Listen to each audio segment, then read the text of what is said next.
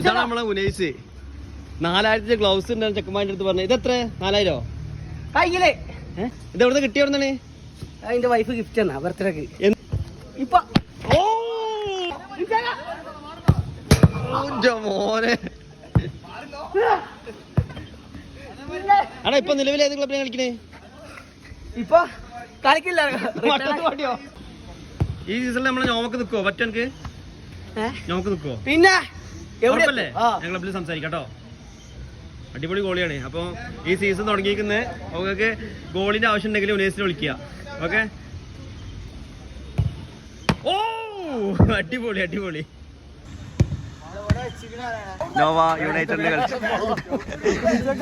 വിംസിന്റെ left win back Nitesh. മത്സരം എങ്ങനെയാണ്? ഗോകുലഫ്സിന്റെ assistant കോച്ചാണിത് Joby. Military താരം. അള്ളാ മിലിറ്ററി താരം ഉണ്ടല്ലേ മിതോ.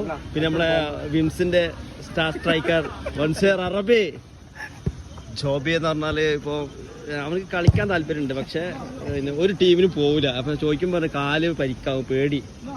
സെയർ അടിപൊളി പ്ലെയർ ആയിരുന്നു. ഇപ്പൊ ഗൾഫിൽ പോയി വന്നതിന് ശേഷമാണ് ഇപ്പൊ ചെക്കൻ ഡൗൺ ആയി കിടക്കുന്നത്. നമ്മളെ ഷിബിനു യുണൈറ്റഡ് എഫ്സിന്റെ പ്ലെയർ ആയിരുന്നു. ഇപ്പൊ കാല് വെച്ച് പരിക്കായിട്ട് കുറച്ച് ഡൗൺ ആയി. അന്റെ സ്വർണ്ണപ്പൂട്ട് കാണിച്ചാ അവിടെ സ്വർണ്ണപ്പൂട്ട് കാണിക്കും. അടിയാ മറ്റേ അടി എനിക്ക് സെഫിയാക്കാന്റെ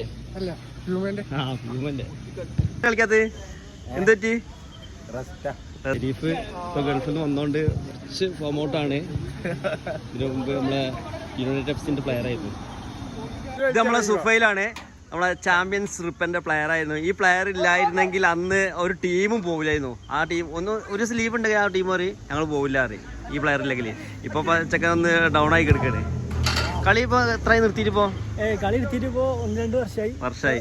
കംബാക്ക്. അപ്പൊ ഈ സീസണിൽ കളിക്കൂലേ? Okay.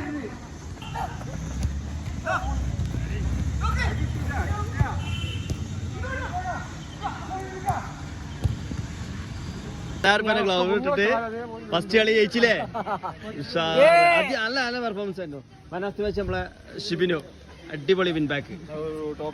Top scorer military Mithu.